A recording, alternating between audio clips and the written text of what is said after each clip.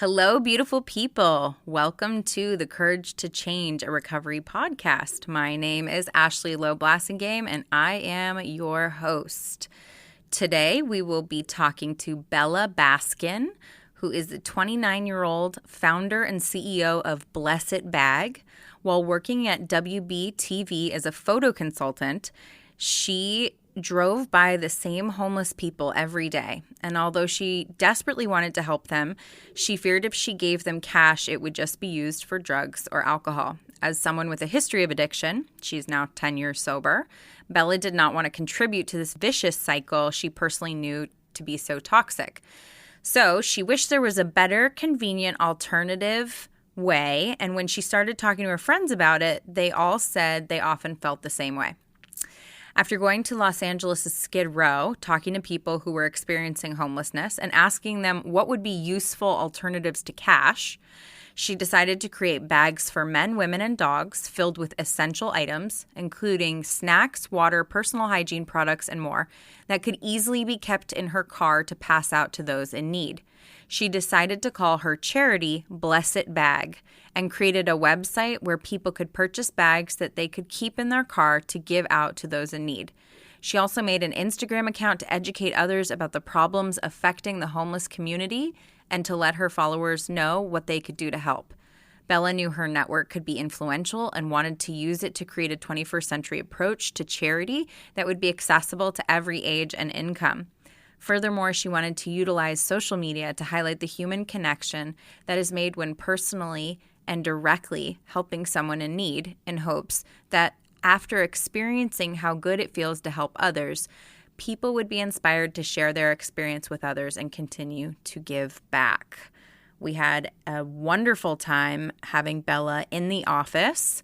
So grateful that she came down here to the studio from Los Angeles. And Bella also shared her amazing story of sobriety and how she came into recovery and the things that she has overcome, including struggling with an eating disorder. So with that, I would like to welcome you to episode 14.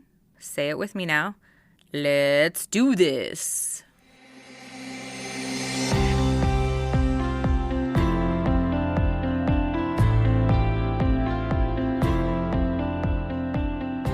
Bella, thank you for being here. Thank you for having me. So you are the CEO of blessedbag.org. And can you tell us a little bit about how you got into this and what Blessed Bag does? Yeah, so Blessed Bag, I'm the CEO and founder of Blessed Bag.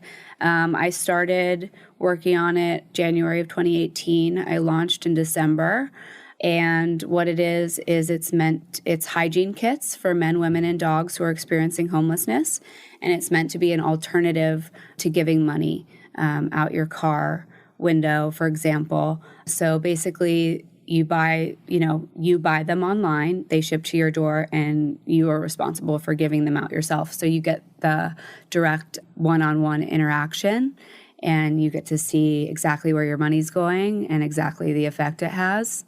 Do you find that people want that one-on-one interaction? Yes, definitely. I think that especially our generation of millennials are turned off a little bit by charities because we don't have a lot of disposable income and we don't know where our money's going. Yeah. And that's scary. So I think the direct interaction takes away that question of where's the money going. Totally. Yeah. No, I've definitely thought that too and had to research which charity is the best because I've, okay, where is this money going? Is it better that I just walk down and give it myself? Yeah. What made you come up with this idea? What was the catalyst for you to move in this direction? Have you always been into nonprofit work? No, I did grow up going to charity events with my mother. She was involved in the NRDC and the Rape Foundation, and she would help put on the Visionary Ball, which helps raise money for UCLA Neurosurgery Center. So I grew up kind of going to these charity events, but I come from a very artistic background. I went to CalArts for fine art and costume design. I went to makeup school. I worked at SNL and Warner Brothers as a photographer. So my background is very much creative visual arts. And I came up with the idea because I was driving to Burbank every day to work at Warner Brothers as a photo consultant for TV marketing. And I would always see homeless people on the side of the street. And I would always think to myself, I should keep something in my car. I would see that a lot of them were struggling with addiction, which is something I'm excited to talk about today because I've recovered from that. And I didn't want to give money because I didn't want to support something that could possibly kill them. So I always wanted to keep something in my car. And then, life is busy. And I just wished I could buy something on Amazon or something and get that kind of instant gratification because it was a nice thought, but I never really followed through on it. And so I finally just thought this is a great idea. And there's a really big need for this. And I think that this is a void that needs to be filled. And why don't I do it? And what made you think, oh, I want to leave the arts to move in this direction? What was have you given up on, or given up is the wrong word, moved away from actually doing other artistic things? Yeah. I mean, I have, just because Blessed Bag has been such a time-consuming, venture.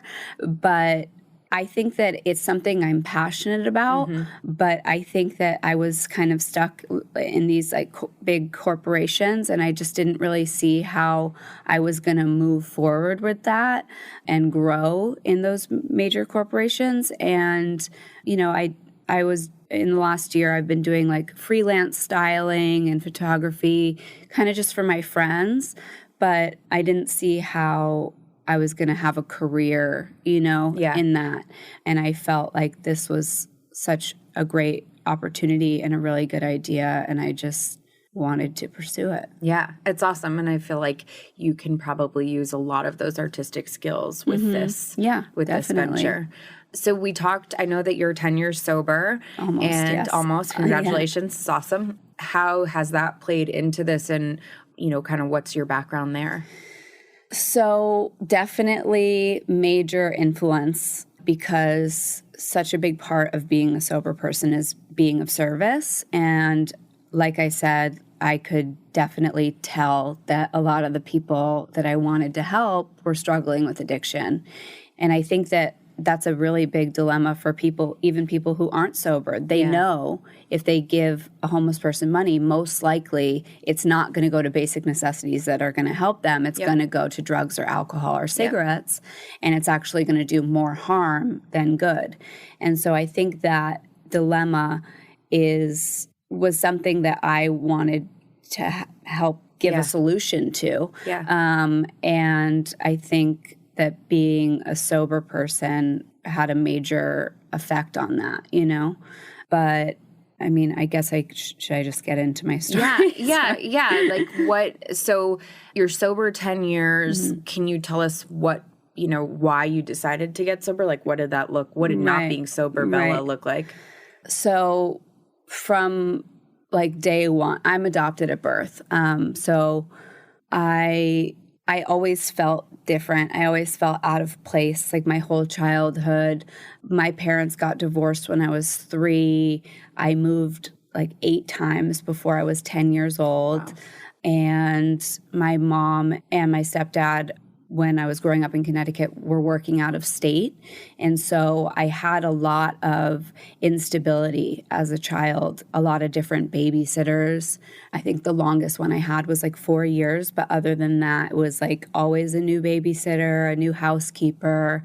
And there wasn't a lot of stability. There was a lot of alone time as a kid. And so I developed a lot of bizarre tendencies. I had a sign on my door that said, if you move anything in my room, please put it back where you found it. I had kind of OCD tendencies, a lot of collections of things. I collected stuffed animals. So in that collecting OCD way, it was kind of an addictive personality, obsessive.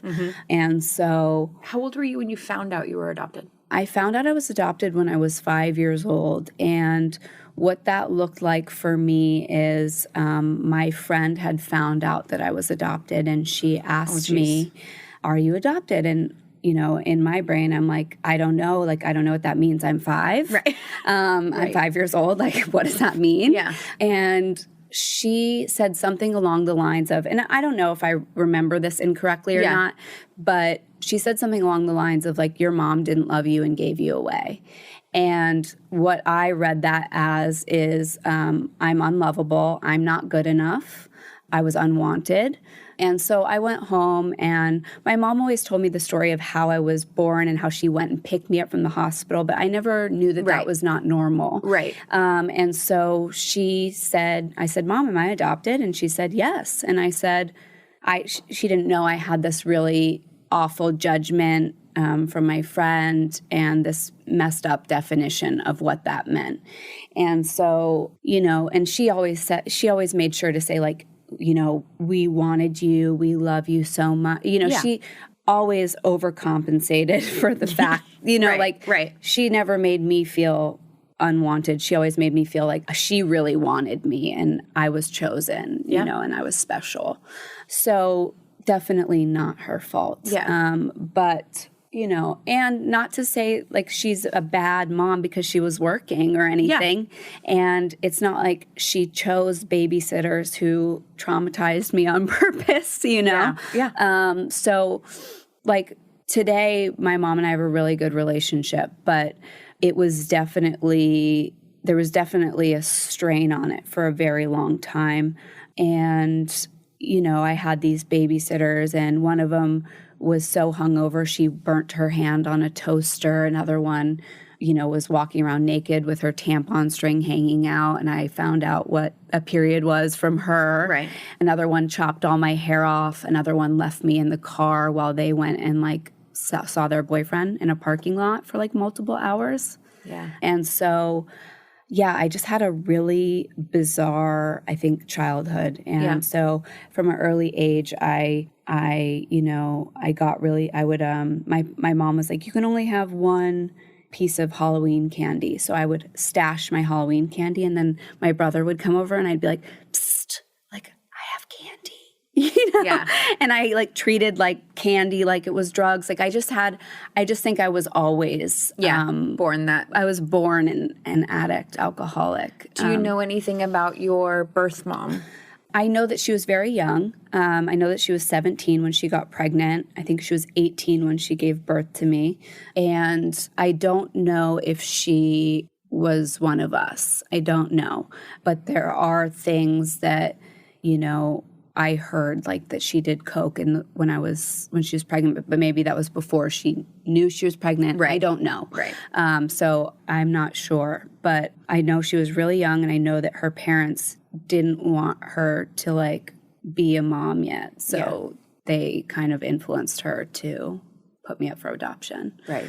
But that's it. So one thing that happens, and I've actually had this experience going to treatment with a lot of different people, different types of people from different walks of life. And one thing that happens, and I want to address this directly on here, is that people think that if you grow up with money, that you don't have the right to say that you've had a bad child. You don't. And I remember, shades of that, right? Which is I never wanted for anything, physically, I didn't go without in terms of the necessities, right? Or more than the necessities. But things happen behind those big gates. And I actually went to treatment with a guy who was a prince in a foreign country. And was he an only child? He spent a lot of time alone. And that was one of the things he talked about. And I'll never forget him talking about how he lived in a castle. And he was talking about how the castle wall, it was a prison. He was like, I had all these people, all of the things. But, he talked about, I was in a prison. The walls were really big, and I was stuck in there, a little kid by myself, and I had a big fish tank. And that really helped me visualize my experience was different than that, right? That's the next level of, how can that be? And I kind of want you to speak to that, because I think when people hear like housekeeper nanny, they have judgments on that. And that probably didn't feel, the way that it sounds. Right. It's actually something that I've been talking about a lot with my therapist, and also addressing online. I had someone, like complete strangers, comment on, it looks like, you come from money, and, how did you get so lucky?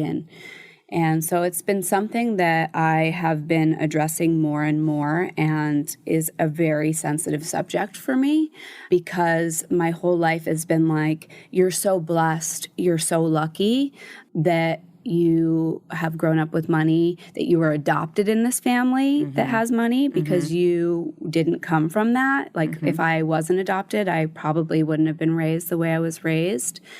And I think that when people say that, they don't validate your feelings. And I think that if I really had a choice, I would have much rather had a family that was present than a family with money, because to a 5-year-old, money means nothing. Quality time does. Yeah. And my parents were out of state a lot. My mom was working in New York. I was living in Connecticut for 4 days a week.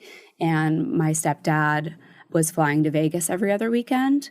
And my dad lived in New York, and we lived in Connecticut. So to me, as a 5-year-old, it was like, where are my parents? Right. I didn't care that I had hundreds of stuffed animals or whatever. Right. Yeah.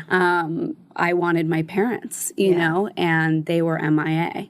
And so I think that also, I will say that I was bullied for having money, because it was not, I went to a public school, and they called me the rich kid, and they made me feel different.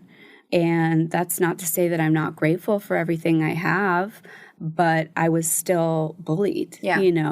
And that's not a thing that you would normally bully someone over. Yeah. And so for me, it's like, I would never comment on someone not coming from money. Right.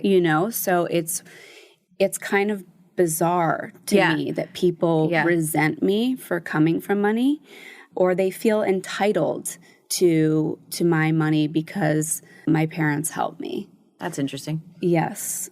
That's really interesting. It is. People like to borrow money kind of deal? Well, yeah. Like I have a lot of people who like ask me for money. And it's like, that's very strange to me. Yeah. Yeah. It is. So it's definitely, it hits a spot in me. Yeah. It's a very sensitive subject.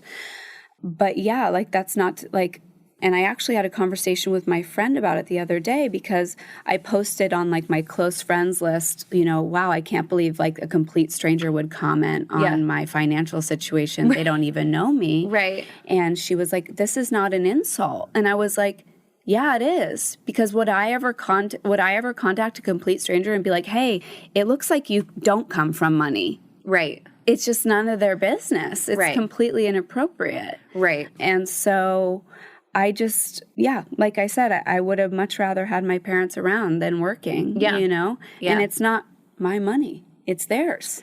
Right. And I'm not a spoiled brat. You know what I mean? Yeah. Like, I started a nonprofit. Yeah. Like, that's what I spend my time doing, is caring about other people. You know what I mean?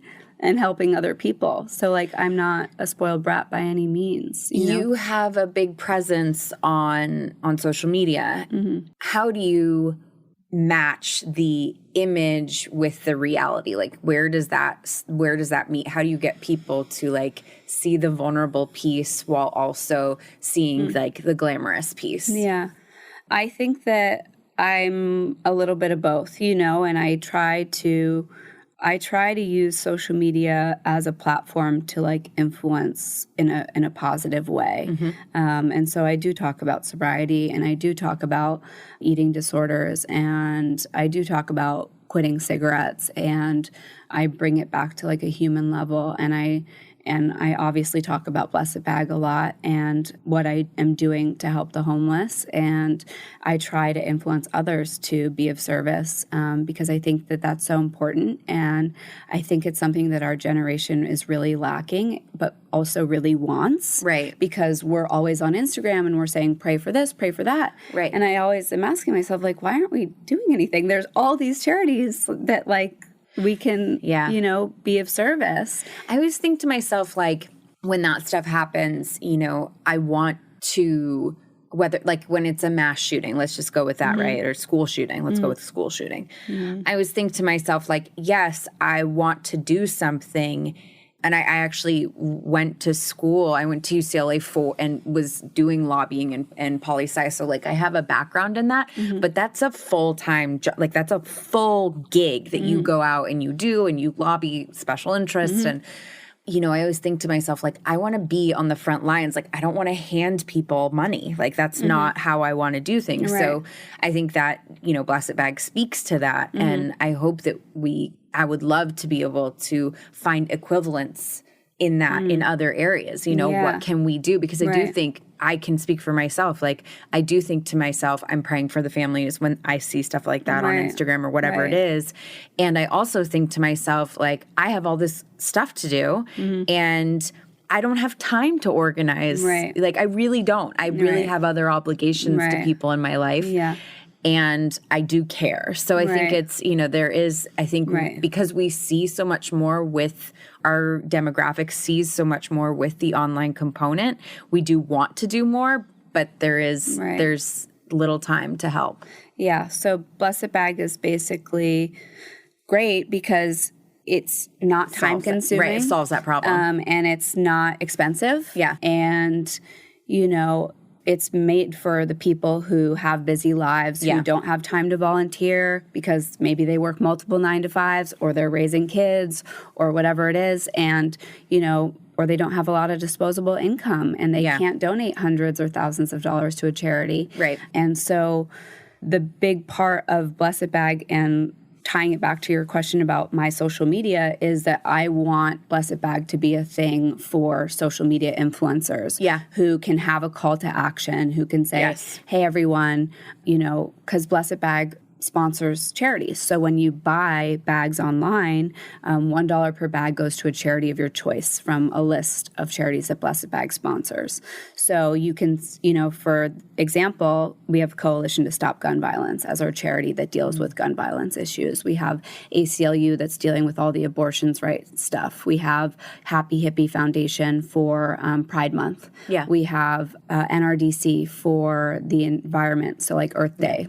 So whatever issues we're passionate about, we sponsor a charity and we can do both. Yeah. And so really it's a three-way, everyone wins because you're helping a homeless person. You feel great when you do that because you're not thinking about yourself. And I'm sorry, but like our generation is very self-absorbed. We're always taking selfies. We're always on Instagram. It's always about us. And like, we're always comparing our lives to people's Instagrams. And so when you're not thinking about yourself for 10 seconds and you're handing someone a bag who's less fortunate than you, you're not thinking about you. And so just that relief of like thinking about another person and being of service. And this is what I say a lot, but esteemable Blacks create self-esteem. So that's what's going to make you feel good, not comparing your life to someone on Instagram. So I think that our generation is really in need of something like this. Yeah. And then also you're helping another charity in the process. So if you're an influencer, you have millions of followers, say it's Pride Month or, you know, there's just a shooting, you can say, hey, everyone, please swipe up, buy a Blessed Bag. And when you do, donate your donation dollars towards the Coalition to Stop Gun Violence in honor of, you know, the mass shooting, whatever it is. And, you know, if you do this, maybe I'll like your photo, I'll follow you, whatever it is. Right, some sort of. And send me a screenshot. And they can say that they helped to raise however many dollars for their favorite charity. And they actually influenced a positive change, not just like what shoes to buy, right? So it's an avenue for influencers to use their influence for good.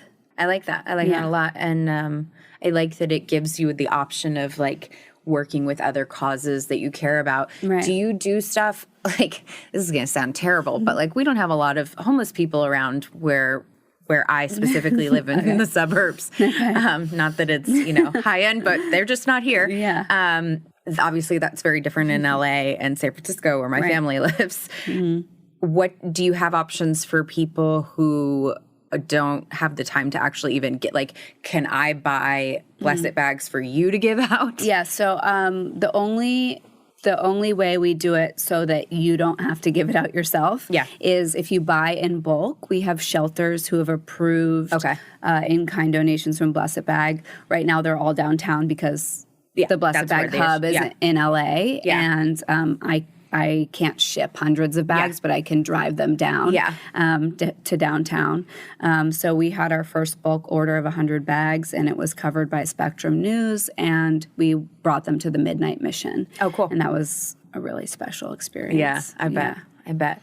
What is it like? Tell us a little bit about your history with addiction and what goes on for you when you see the people down at the Midnight Mission dealing with what you've dealt with. Yeah. I mean, there's always that thought of like, that could have been me, and yes, I come from money, but if I had continued to do drugs and get in trouble with the law, like my parents would have definitely cut me off. Yeah, for sure. I mean, I know lots of people came from money who end up on the streets because the family just isn't going to bankroll that anymore. No, that would not fly. My family is very conservative in a way. And the reason why I got sober is I got an intent to drive drunk, and I didn't get arrested, but it was going that direction. I was driving drunk a lot, and I was 19. I was not even legally allowed to drink yet. How old were you when you got sober? 19. 19, yeah, me too. So that's the route. Yeah. That's the direction I was headed in. There's no doubt in my mind. And if I had been arrested even once, I mean, that was what even gave them the idea to send me to treatment. Yeah. But if I had kept going, I 100% would have gotten arrested and been in jail, and that is not acceptable in my family at all. I remember when I brought my friend home, and my mom was like, "Oh, what's his last name?" This is in high school or early high school, and I was like, "I don't know," and she's like, "What do you mean you don't know your friend's last name?" I'm like, "I don't know his last like." She's like, how do you not know people's last names? I'm like, I don't know. And then she said, I've never even met anyone who's been to jail. And I was like, Mom, everyone's been to jail. What are you talking about? And like just realizing like totally different planets, and like having when you have family members who come from, a background that does not have experience in this, they are completely shocked and overwhelmed with like what happens to their precious loved one who they've raised to be, an upstanding member of society, and is suddenly like interfacing with the law, and not in a good way. Yeah. It's an interesting, it's definitely, there's a lot of learning for the family to do. Yeah. What did drugs and alcohol do for you? So like I said, I talked about like my childhood a lot. Yeah. So I always felt different. When I was 10, we moved to Los Angeles. I was really resentful. My mom decided, and my stepdad, decided to kind of play parent all of a sudden. Right, yeah. And, and we left my dad behind in New York, and I was just really angry. And so that was like my first kind of experience with like, I was just fed up, and so I was angry. I shaved off half my eyebrow by accident. I thought I had a unibrow, and I was in the shower. And so I was this new girl in this new school. They'd all been together since preschool. Yeah. I had half an eyebrow. You know what I mean? My last name is Faye. My legal last name is Faye, and they would say, they would either spell it fat or gay. And so I just felt different my whole life. I just felt out of place my whole life. And so what drugs and alcohol did for me is by the time I was 14, my mom was mentioned this before, but she helps to raise money for the Neurosurgery Center of UCLA because she had brain surgery when I was 14. Oh, wow. And so she told me, I'm going to get brain surgery. And I had a really bad relationship with her. We would fight, scream, just... Yeah. I was so resentful at her and for not being around when I was a kid. And so when she told me that, my fear of losing her, and I've recently read some self-help books about being adopted, and I realize now that the reason why that is my biggest fear is because I've already lost a mom. Right. So losing my mom is the scariest thing, and I knew if something happened to her, I would always, always, always regret not having a relationship with her, right, or a good relationship with her, and so she told me she's getting brain surgery, and I could not hang. I was just freaked out. I was so scared. So that anger and that fear and that feeling different. So I ran away. I went to Idaho. I couldn't hang. I just couldn't show up for her the way that I would now, Yeah. And so I went to Idaho, and I had my first cigarette, my first drink, and my first joint all on the same night, because if I'm going to go in, I'm going to go in. Yeah. And that's just, my obsessive tendencies that have always been there. And so what it did for me is it took away those awful feelings that I dealt with my whole life. I no longer felt different. I no longer felt scared. I no longer felt angry. I just felt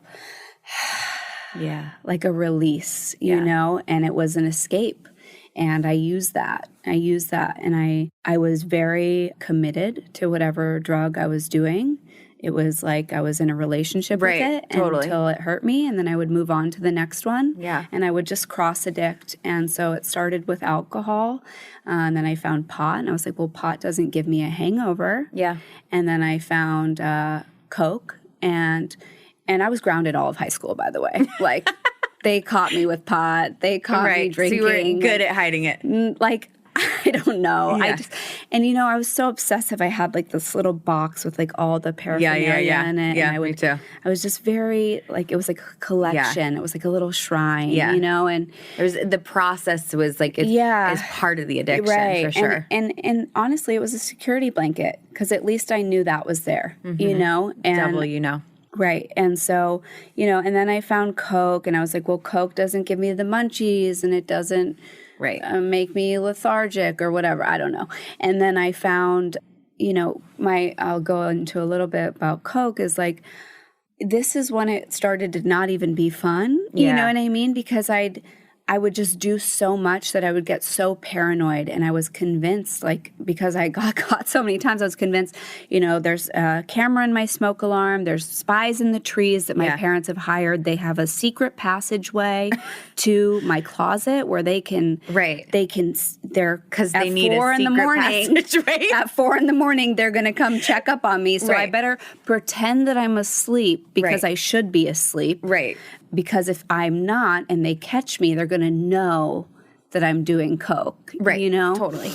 So it was just very bizarre behavior. And, my friend would come over and I'd be like, we have to whisper. It was back to that 5-year-old me. It was like, I have candy. Yeah. It was sneaking around. And it was this really bizarre thing where a lot of the times it wasn't fun. Yeah. Yeah. And I couldn't stop, until I found a replacement. And Did you ever try to stop? I think I would wake up and I'd be like, God, that was awful. I didn't sleep all night. I'm never going to do that again. And then I just do it again. But never because you and I got sober at the same time, similar backgrounds in terms of that. And with Coke, I did not know. I had the same oh, this is terrible. I don't want to do that again. I didn't actually know I had a problem until my boyfriend challenged me to stop. And I was like, oh, you know what? If you challenge me, I'll try. I had my first serious relationship. I was 17, and he was 23, and he was a pot guy. Yeah. And he didn't like that I did Coke. And so it became a secret. And then it became he wouldn't hear from me for a few days because I'd be on a bender, and I knew he didn't like it. And then he kind of was I don't really like that. And then we broke up. And so what it was is like, oh, I'll stop to like prove to you. Right. Exactly. But what happened is I found heroin.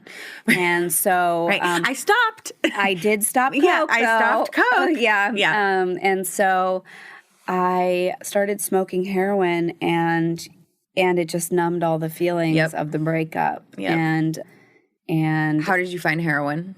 I was hanging out with this guy, and I was like, I don't want to do coke. I want to do something else or something like that. And he was like, oh, well, like, I have this thing. It's opium. It's non-addictive. And I was like, why would you say that? I was like, I was like, whatever. Like, does it get you high? Yeah, like, I'm not actually worried about that. Yeah. And I was like, okay. And I was like, so can we do it? Like, I was just like confused as to like why he was making a big deal of it. Right. And then I found I really liked it, and I found his dealer, and I started doing it. And I was like, I went away for like a week, and I was like, I started to have like a little bit of withdrawals. And I told him, he was like, no, that's heroin. Like, he's like, it takes 3 days to get physically addicted to it. And I was like, oh. Yeah, it's so funny. You and I was naive. Yeah, you and I had the same experience, which was, for me, same deal. Boyfriend, like mine was that same boyfriend was like, you have a coke problem, but he was shooting heroin and tried to stop. I'm like, oh, I do have, like, I couldn't stop and moved to heroin, but I didn't know. Like, I don't know how I didn't know this. No. But like, I did not understand that.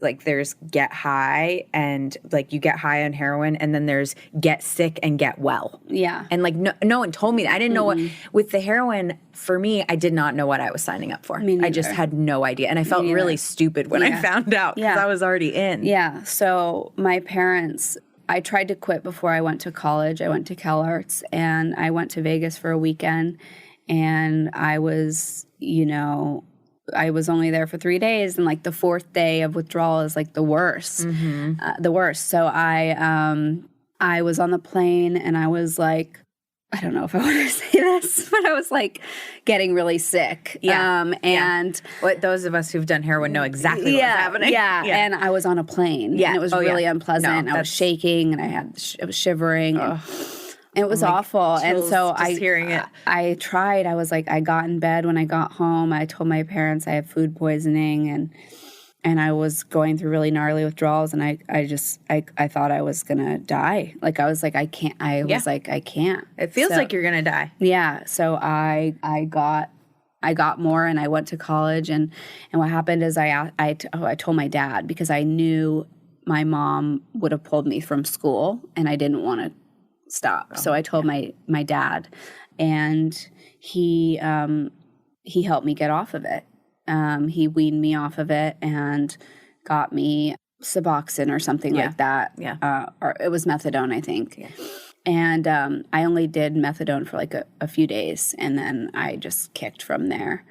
So it got me through the worst of it. And then I just ended up replacing it with alcohol. And I would get really, really drunk to pass out, so I didn't have to deal with the withdrawal symptoms that would keep me up all night. Right. And so at that point, that demoralization of having to tell my dad and have him see me like that was when I was like, this is not normal. Right. And it became very clear that this was not normal behavior. And that went from, the boyfriend and a couple friends being turned off by the coke use to having this secret. My parents would give me $80 a week for like food and expenses, and that all went to heroin. Yeah. And so it became like, I'm just smoking to stay well. Yeah. I wasn't even getting high for the majority of I didn't have the means. I didn't have the finances to fund that.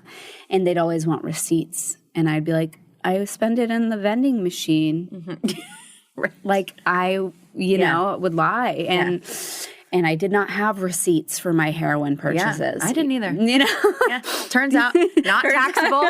Turns out you don't get receipts. Nope. And so, so I was just smoking to get well. And it was funny, like, because someone said to me once that and I was on heroin at the time, they said, that was the first time I saw you smile.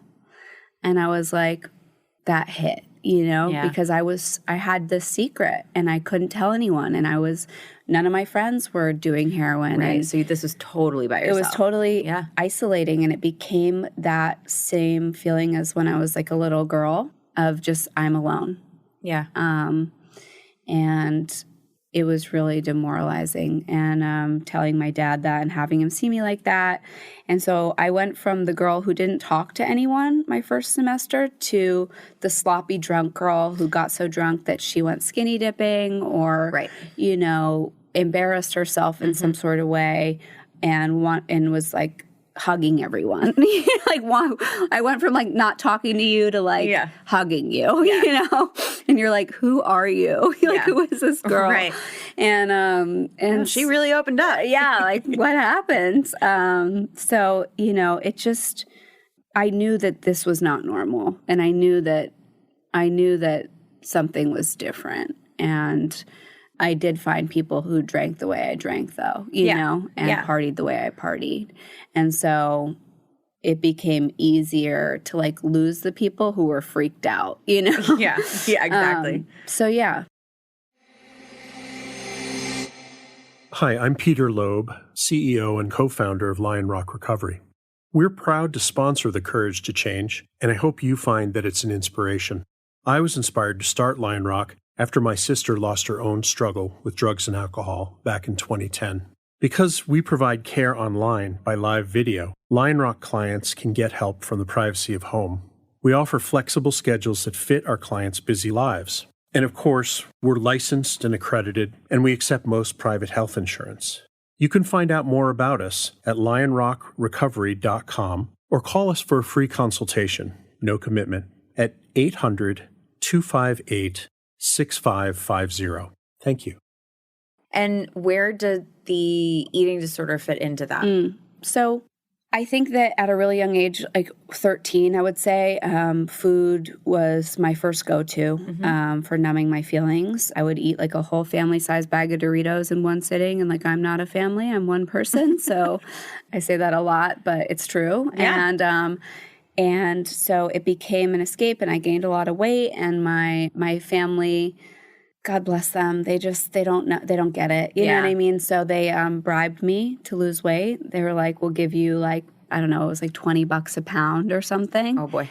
And nothing better than that for an eating disorder. Yeah, that was not But it's common. It's common, and it's like, what do we, it's problem solving and trying to be supportive. They were trying to, but I was 13. Like, let me just be chubby. You know what I mean? Yeah.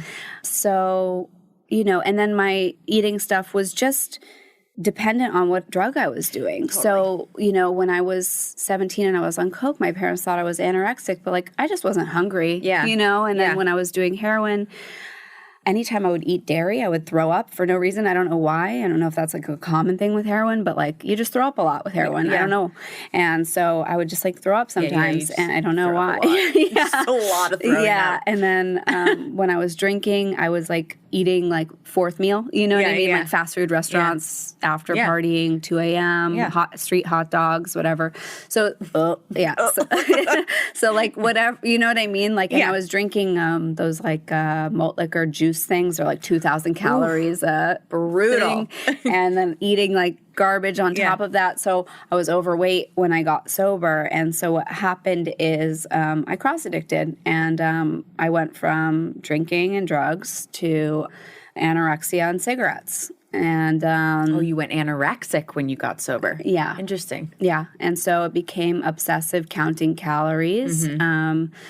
It became measuring my broccoli, subtracting calories for how much gum I chewed. How did you go from, just out of like, how did you go from the binging to like what changed? Because you didn't take the binging with you into sobriety. You transferred it to anorexia. I didn't like the way I looked because I was overweight from all the drinking. I was really bloated. So this was the solution. Just full speed in the other direction. Yeah. And I think it was just the fear of being overweight that kept me, because I don't have body dysmorphia. I never looked in the mirror when I was 92 pounds and thought like, I look fat. I was like, whoa, I'm way too skinny. Right. Like, And how tall are you? I'm 5'4". Right. So I'm 130 pounds now. So I was 40 pounds lighter. Oh my God. And it looked really scary. It sounds really scary. Yeah. And so my parents were like, if you want to leave your sober living house, you have to gain weight. So Yeah, I mean, fair. yeah. So Yeah. they're like, you need to be healthy. Yeah. Else we can't have you transition out. And also not the answer, but they tried their best. Right. You know what I mean? And so I started binging, and I remember because I hadn't eaten like that in so long, I felt like my stomach was going to explode, and my heart rate was off, and it was really scary. Yeah, you were really sick. And so I started binging and eating all the foods I was restricting off of to get to the minimum healthy weight, which was 107 pounds for someone my weight. Okay, and so you knew where you I had to be. binged till that point, and then I was counting calories to maintain that weight. But it was still that obsessiveness. And what happened is I quit smoking cigarettes. Not because I really wanted to, but my parents asked me to. And I was like, okay, I'll try. And I had 10 months sober. And I went from, for a week, 7, 6, 5, 4, 3, 2, 1 cigarettes a day. And I went to Six Flags for some sober convention thing. And I got really sick. Your blood sugar lowered. I actually just got 9 years off cigarettes on June 6th. Congratulations. Thank you. So Hardest thing I've ever quit. Yeah, it is. And so I got really sick. I fainted. I blacked out. I was throwing up, and I couldn't get off my couch. So the day I was supposed to have one cigarette, I ended up having none. Yeah. And so I was like, well, I guess I'm not going to go. I guess this is it. Let's try this, And what happened for me is because I got so sick like that, it really scared me because I thought I was sober, and I never really felt sober until I quit cigarettes because I use cigarettes alcoholically. I used them when I was stressed. I used them when I was angry. I used them when I was irritated. I used them as a reward. I used them and as a release, and I know it's a sensitive subject with sober people because they rely on it a lot and they think it's better than, but it's something that kills you and it's bad for your health. And that's a fact. You know what I mean? Yeah. And so it's been interesting it is a self-destructive tendency, The resurgence of vaping has been an interesting thing because I think we were really moving away from people smoking. It's certainly in the West Coast where people weren't smoking as much. It just wasn't cool anymore. It was, people. And then I had a friend who hadn't smoked in 15 years who started vaping and then started smoking. So we've moved, seeing that. E-cigarettes weren't really a thing when I quit. No. They were brand new. Yeah. And they weren't cool or anything. No, they definitely weren't. And I think honestly, they make it harder to quit smoking. I think so too. Because it's how do you wean yourself off of that? What are you going to have? You're going to be oh, I can only have 10 puffs a day. How does that work? Well, you know what I mean? People do it more because they think they can do it inside or in, there's a, I'm actually deathly allergic to it. So it's a whole different thing for me, but it makes my throat hurt. Yeah. Yeah. Which is a blessing because it's kept me away from it. But so what happened is I started to see better, smell better, taste better. And I was like, wow, I had no idea what I was doing to myself. And because I got so sick when I quit, it reminded me of heroin withdrawals. Right, so you had an adverse. I really did not like that because I thought I was on this spiritual path and I was trying to be a self-loving person. And I was oh my God, what was I doing to myself? I had no idea. It's just that next layer. Yeah, and it freaked me out. And so I quit smoking, and I didn't really plan to, but it was that reaction, that physical withdrawal, which reminded me of heroin. And I was like, wait, I thought I was sober. This doesn't feel sober. It doesn't. You got sober at 19, which I'm in the never had a legal drink club. Yeah. What was, I know what that's like for me and thinking back on that, what has that been like for you? And sometimes I've run into I've spilled more on myself than you've ever, all that shit where you're just or people who, the one I get is, oh man, I'm so jealous that you got sober at 19 and you had all this. I'm like, do you know how badly I had to it up to get sober at 19? Yeah. Like I had to run that to the ground to be 19 and be like, okay, I'll be sober. I won't do anything. You know? What has your experience with that been? Right. I think that everyone's, for the most part in my life, always been really supportive, but I have people who are like, you didn't really have a problem. Right. Like, it was just experimenting as a kid. And it's like, no, like I know my truth. And I know that I was really like psychologically screwed up. Yeah. And I really relied on drugs and alcohol heavily. Like I was doing like a gram of Coke a day. Yeah. You know what I mean? Yeah. This was not like this cute kind of weekend fun. Glamorous. This was really dark. And I think when you start to use heroin, I mean, yes, like Coke is one of those things where I think people negotiate. I feel like there's no place for moderate, like heroin. Yeah. Socially. Yeah. No. Not that I've seen. No. And I think that like I feel lucky that I quit when I did. Yeah. And I just know my truth. Yeah. So it doesn't really bother me.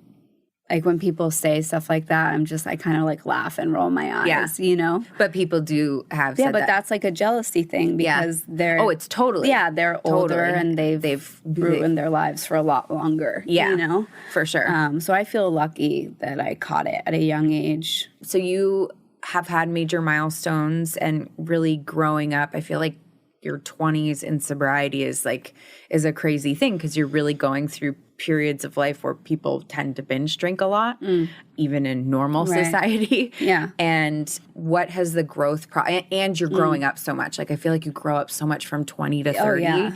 What has that been like for you? What has sobriety done for you growing up 20 to 30? Well, all my friends are always like very supportive. Like my friends who drink and party, whatever, they're always really supportive. And I think that the problem, not the problem, but one of the problems is that people think like, okay, I got sober, so like I can't have fun now. Yeah. And I think when people have that tendency that thinking that sobriety is something that limits you, they're less likely to stay sober. I love that. Because it's the freedom. And like, I go to raves still. Like, I used to rave when I was 16. I'd sneak out of my house and drive to San Bernardino. Like, I was real crazy, which is like when I look at 16-year-olds or 14-year-olds now, I'm like, you have kids. So it's like, I know. No, it's wild. Yeah. It's I don't think we were normal 16, like, I don't know. I'm like, that's a baby. That's a baby. Like, I was a baby. didn't look like that.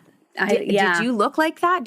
When I look at photos of like, her 16 and my 16, I'm like, okay, yeah, that's a baby, but also like she didn't look like I was dressing it up. I was wild. Yeah, I was dressing it up. And I think, that was like a rebellion maybe in a way, or like a way of expressing myself because I felt different. It was like an outlet. Yeah.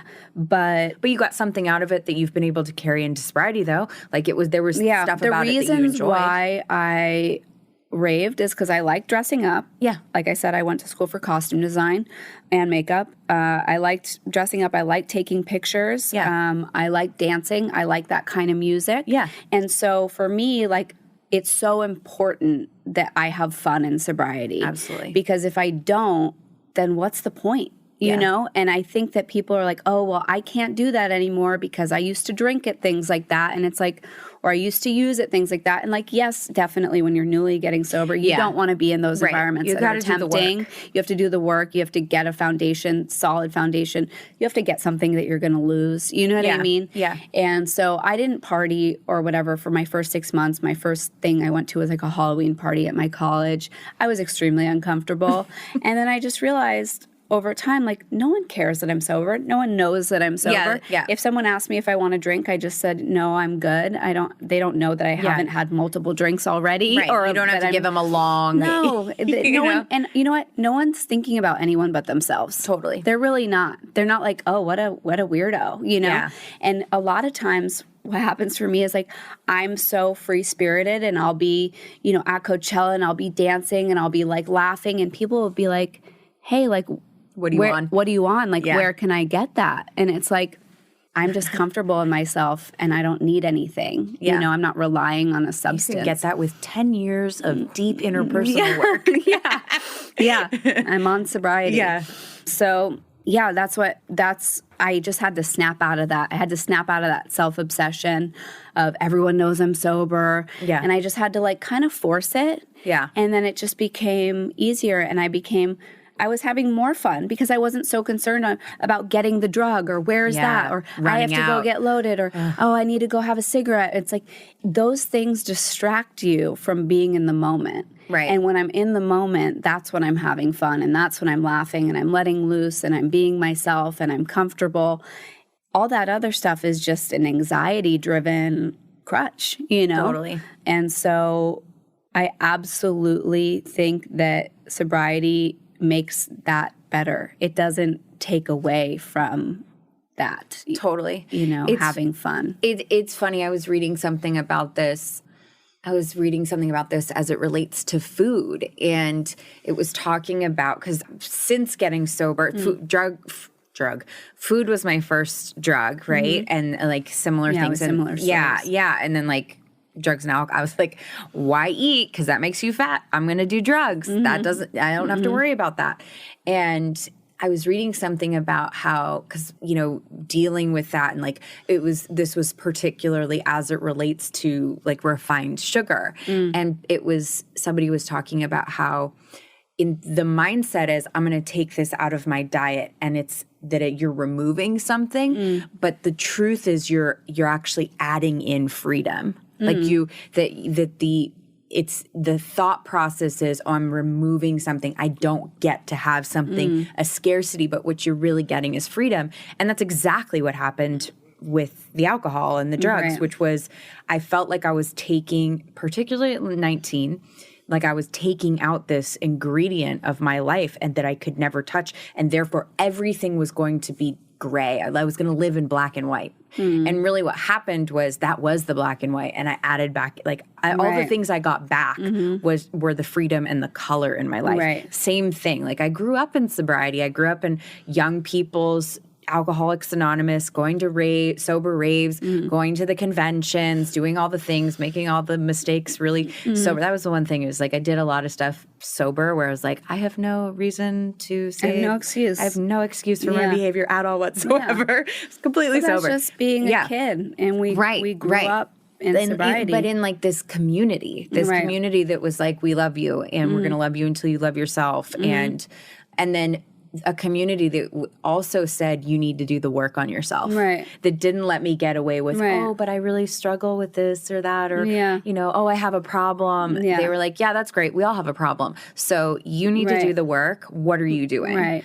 What kind of work have you done on yourself? Like we all have our own kind of, I mean, there's, if you're in program, then you have program, but like we all have our own recipe for how we stay sober, particularly long-term. Right. What have been the big pieces? Like what is your recipe?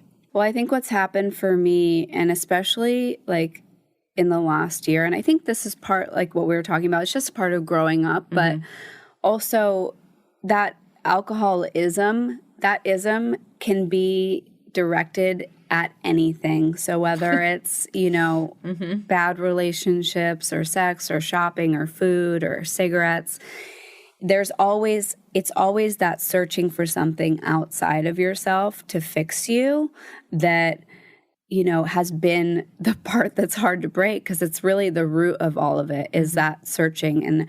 And what I've found, and especially in the last year, I started meditating regularly, which is something that I always kind of left out of my, you know, step work. So obviously I did what we do in the program. I got a sponsor. I worked the steps. I started working with other alcoholics. I sponsor people. I have 6 sponsees currently. You know, sometimes they fall off or stop calling or whatever. I had one. Yeah. But I'm of service. Right. I go to meetings, and there's definitely been parts of my sobriety, like when I lived in New York for 3 years, where I was really dry and I was not working a program and I didn't have a sponsor and I didn't go to meetings. I really don't recommend that. I'm a very high maintenance person. I need my daily routine. I need that security of I know what I'm doing today. I have my routine. It's that same, thing that in some ways has been one of my defects, but it's also something that has now become one of my assets, is that I'm a routine person. Yeah. I'm an addictive personality. I'm obsessive. Right. And so every day I go to meetings. Not every day, I'd say like 4 days a week. I exercise. I do meditation. Exercise every day? I exercise like 4 days a week on average. It changes. Yeah. 3, 5, whatever.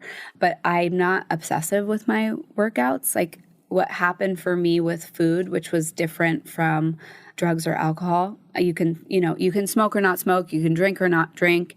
You can drug or not drug, but you can't eat or not eat. And so with food, that was really difficult for me because I had to learn how to moderate. And so for me, like you were saying, like that taking away, that does not work for me. Yeah. If I take away or if I restrict, I'm 10 times more likely to go the other way and overeat or binge. Right. And so recently, and this is what I wanted to say too, is like something I heard recently was like, everything I've ever gained is due to everything I've ever lost. So if you don't lose something, you're not likely to gain anything. If you don't lose the bad ex-boyfriend, you have no room to meet the new, love of your life or whatever it is. And so I actually have it tattooed on my foot, but it says rejection is God's protection. And so I just always am trusting that, things are taken out of my life to give room for a more positive path. And I'm kind of just pushed in whatever direction I'm meant to go in. And I have to like live in that faith. And so, restricting didn't work for me, and taking away stuff doesn't work for me. So what I had to do is, not restrict myself. I just had to learn how to moderate and have, I can have a donut whenever I want, but do I want a donut? Is it nourishing my body? Is this alignment? A self-loving act? Right. Okay, if I'm at a birthday party and there's cake, I'm going to have a slice of cake, because if I don't, then all I'm going to think about is how much I want cake, and I'm going to go buy a cake the next day at Ralph's, and I'm going to eat the whole cake. Right. So like if I'm at the movies, I have popcorn. You know what I mean? If I live my life, but like, am I going to the movies every day? Is there a birthday party every day? No. So it's like, just wait till I have kids. Then there is a birthday party every day. Yeah. So I just kind of let myself live. Yeah. But do you have like a coach or a person, you've learned these behaviors. Right. Did you learn them in treatment or therapy, or where did you get this? Or they were just... When I first got abstinent from eating disorders, I went to OA, and that helped for a while. And then I had a dry spell. OA is Overeaters Anonymous. Overeaters Anonymous. And then I had a dry spell when I was living in New York. I was working 68 hours a week. What does dry Bella look like? Just really irritable, really angry, really just impatient. And so food was the last thing I got under control, and so it was the first thing to go. And loss is a really big trigger for me. Yeah, abandonment, because I'm adopted. And so I had one friend in New York when I moved there, and he got hit by a car riding his bicycle. Oh my gosh! And he died. And so when that happened, most people... While you were living there? Yeah. And I met all my friends in New York at his funeral, actually. So it became kind of like a beautiful experience. But their way of dealing with it was to drink and party. And my way of dealing with it is I just started eating. And I could not stop. And so I relapsed on my eating disorder. I started binging for a long time, and I gained so much weight. And I could not stop binging that I eventually started purging.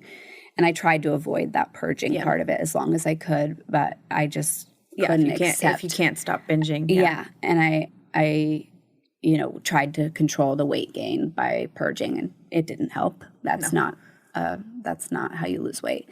For anyone listening, that does not work. I know from experience. Yeah. So it was the first thing to go. And so I tried to go to OA again, and I could not connect. I couldn't. it just wasn't working. Yeah. And so I started going to a behavioral therapist, and being accountable to him is what helped me get abstinent that time. And I think it was an important experience for me because I'd never experienced a relapse situation before. I got sober when I got sober. I quit smoking when I quit smoking. I got abstinent in 08. It was humbling. And so I had never had really a lot of compassion for relapse situations. And so it gave me that. And so I had my first experience with like a major relapse in anything, addiction related. And then I had an experience where something other than program can help, you know? So a behavioral therapist, being accountable to him. I started dating someone. I was like, what? I live in a studio apartment. What am I going to like go in the bathroom? And like, this doesn't fit into my lifestyle anymore.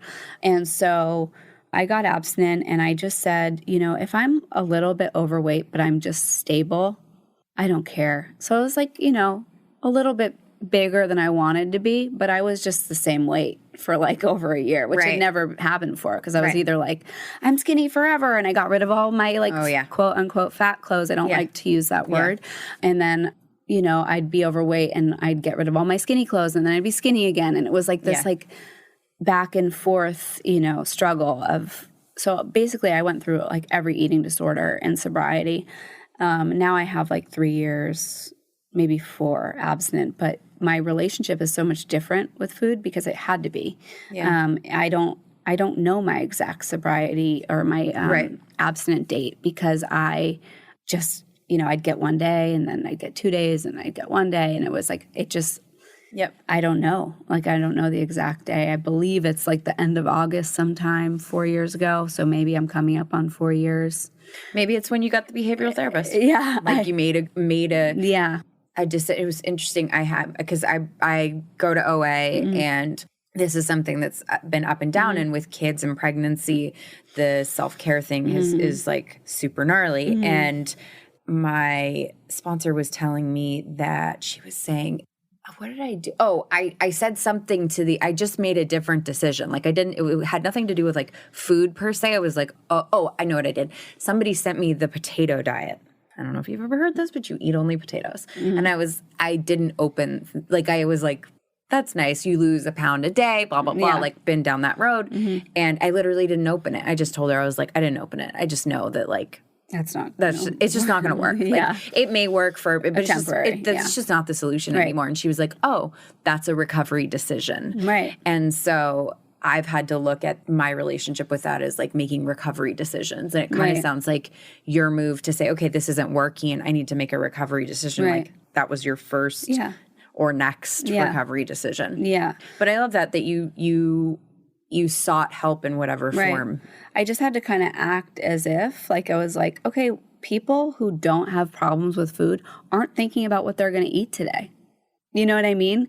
I mean, no, I don't know what you mean, but like I believe, yes, I've heard that. It's like, I've heard that people do that. Yeah, so it's like I don't know. I had this relief from it, and now I don't have to think about food the way I used to. I just don't.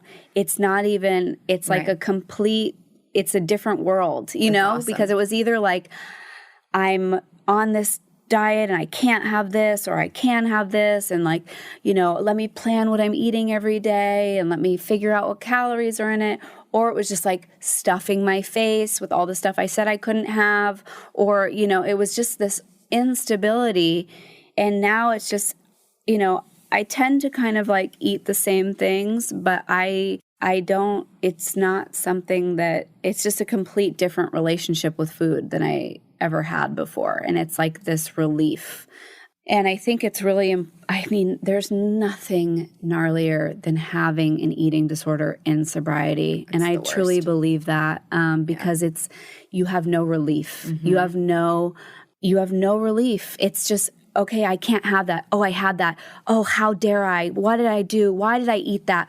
How many calories in that? Oh, what am I going to do to fix it? I'm going to go to the gym. I'm going to do this. I'm going to take these pills. I'm going to whatever. It was like that, just so gnarly, that inner voice that you could not shut up with a drink, you know? Yeah. And so I don't think I would have stayed sober if I hadn't gotten my eating disorder under control because it was so gnarly. It was just the voice never stopped. It was just that self beating myself up all day about why did I eat that, or you can't have that, or like you're too fat to, and I don't use that. Like I don't even use that word anymore. Yeah. Like I can't even, it's like hard for me to say it. Yeah. And I don't talk to myself like that anymore. Yeah. And that's what I had to start with is that inner voice, of the way I talk to myself and like just accepting myself and loving myself. And anytime I think a negative thing, I replace it with a positive thing. And it became all about the mindset of it, you know? And, I don't work out to lose weight. Working out isn't what makes you lose weight. It's not, unfortunately. And I work out for like my mental, absolutely, getting rid of stress. It's part of us. It's part of the self-care. Yeah. So what I do on a daily basis is how I stay sober. Right. And I think the biggest piece that I've learned in the last year is the meditation. And because I've learned how to meditate and I learned how to sit with myself and be okay in myself and just be with me, I realized through my meditation practice that like everything I ever searched for outside of myself, like happiness or love, acceptance, all those things that I searched for in the bottle or the cigarettes or the food, I've had all along. Yeah. And it became like more of like a power thing, a powerful thing that I have all the things that I ever wanted. And when you what's the saying that I'm looking for? Everything you seek, you already possess. Mm-hmm. And so I learned how to just be with me and just like love myself. And I think that, over the years, my friend Emily always says, like, I've peeled away the layers of the onion and I've gotten to the core. And so between my meditation practice and it was the drugs and the alcohol, and then it was the cigarettes, and then it was the eating disorders, and then it was, my relationships with men. I definitely overshopped at one point, or, what you can use anything. Yeah, anything. It'll creep up anywhere. Yeah. And so the most recent part a couple years ago was my last breakup, and I had to figure out why I was choosing men that would abandon me the way I was abandoned when I was adopted. Like they would live with me multiple times. They were living with me, and then all of a sudden one day they'd be gone. They would move out without telling me. It happened twice. Like you'd come home and they were gone? Yeah. And so I'm not adopted, and I would freak the fuck out. And I've learned like freak out. I've learned like with compassion that we were so codependent and unhealthy that they felt they had to leave that way because I wouldn't have let them if they had asked, or talked about it. But at the same time, I had some really, really bad choices in relationships. People that I knew I didn't want a future or see a future with. People that I knew didn't have, their shit together, excuse my language. But yeah, I would choose these men, and I had to look at that because it's like, I'm 29. I want to find the guy that, I'm going to be with. And what am I doing wasting my time with people that I know can't give me what I want or what I deserve? And so 2 years ago, came out of a really unhealthy codependent relationship. He left, the way he moved out without telling me. Then he moved across the country without telling me. We were really codependent, really unhealthy, arguing all the time. And like, why? Why I'm choosing to be in toxic relationships. And so the meditation thing is of recent, as of the last 2 years, that was huge for me. And then the last 6 months or so, maybe a little bit less than that actually, I started going to an EMDR therapist. Oh, awesome. Which is trauma therapy. Oh, yeah. Love EMDR. And before that, I went to a sex therapist. Mm-hmm. And I, have been trying for the most part to be abstinent and just be single. Yeah. And not sign up for things that I know aren't healthy. And yeah, I've had month tidbits here and there where I'm and then it ends because I'm no, this is not what I want, know? Yeah. But it's that old behavior popping up and, choosing guys that I know, whatever. And so luckily they were short term. There was a few of them in the last couple of years. And I think that the EMDR has really helped because I'll give one example.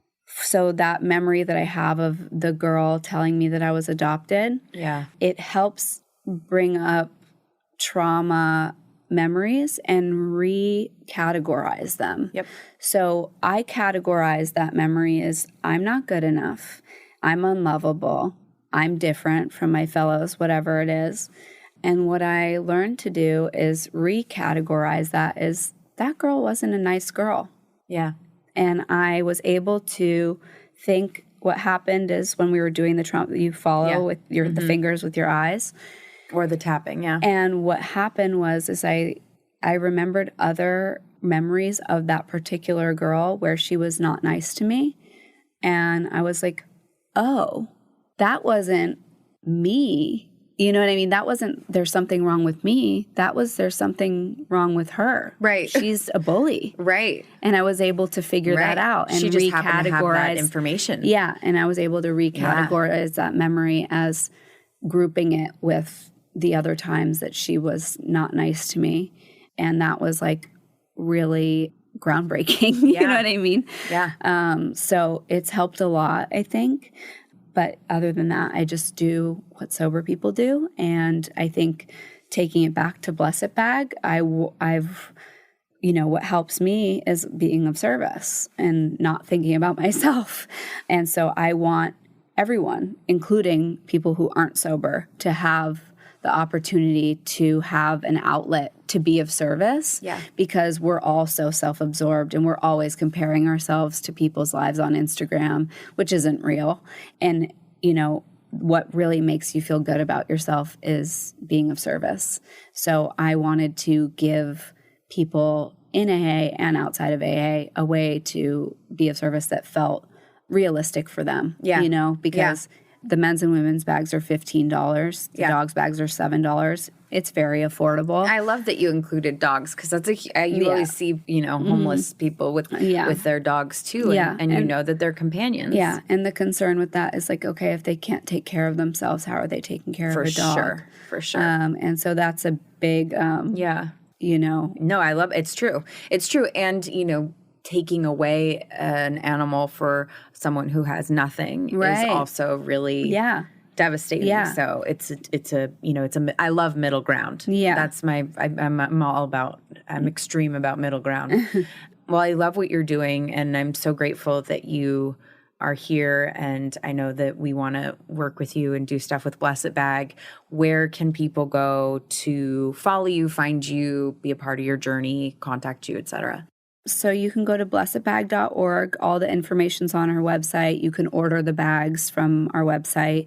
You can go on Instagram at Blessed Bag. So it's very BLESSITBAG. Yes. So our social media presence is really important to us because I think that that's something that a lot of charities are lacking in. Mm-hmm. We want social media to be chain to influencing a positive change. And so we have that. And then if you have any questions, you can email me at blessedbag@gmail.com. So you're the granddaughter of Baskin Robbins. Mm-hmm. So is there going to be anything with Baskin? Are you going to be giving out ice cream or are they going to come in to help? So yes, it was my grandpa and my great uncle. They've both passed away now. They started Baskin Robbins. They sold it long time ago. I believe Dunkin' Donuts owns it now. Oh, really? Yeah. So I don't know. That's actually a good idea. You got to call them. That's a good idea. Yeah. But yeah, it's not. Yeah. You should. I don't get free ice cream. My Nana is the connection. It was her husband and her brother. So her maiden name is Robbins. Her married name was Baskin. She named Rocky Road ice cream. Love that. She is the coolest. My number one human. I'm her biggest fan. But yeah, we are not tied anymore. Yeah. I love it. Well, hopefully they'll come in and help out. That would be really cool. Yeah. But it's funny. I'll tell a story because it's Idaho related. I was like 8 or something, and my friend was like, "Let's go try to get free ice cream." And I was like, I was nervous about it, and I knew I was like, we're not tied. Like, they're not going to care. And the person behind the counter is not right. The person who's the person behind the counter. Yeah, they're not going to care. So we walk in, we're in Sun Valley, Idaho, and we go to the Baskin Robbins. It was like in between Haley and Ketchum, I think. I don't think it's there anymore. And we go there and I'm like, hey, so like my grandpa's like Baskin Robbins, like, can we get like some free ice cream? And they were like, yeah, we get that all the time. You're like, and I was like, really? Wait, you get that all? Yeah, wait, what? That's pretty amazing. You get that all the time? Yeah. Like, that's really like, weird. well, that's actually more interesting than Yeah. the free ice cream part. But it was like, you know, as a kid, I was so like embarrassed. Yeah. And I was like, I'm never going to ask for that again. Yeah, totally. Yeah. Well, I love what you're doing, and it's amazing, and your story is really amazing, and I think your recovery shows that and that you've done the work. So I love that. Thank you. Thanks for being here. Thank you for having me. Absolutely. The Courage to Change, a recovery podcast, would like to thank our sponsor, Lion Rock Recovery, for their support.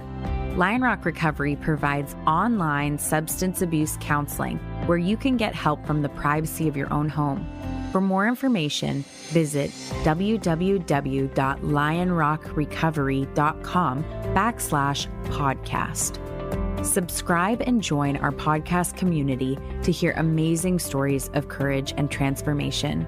We are so grateful to our listeners and hope that you will engage with us. Please email us comments, questions, anything you want to share with us, how this podcast has affected you. Our email address is podcast@lionrockrecovery.com. We want to hear from you.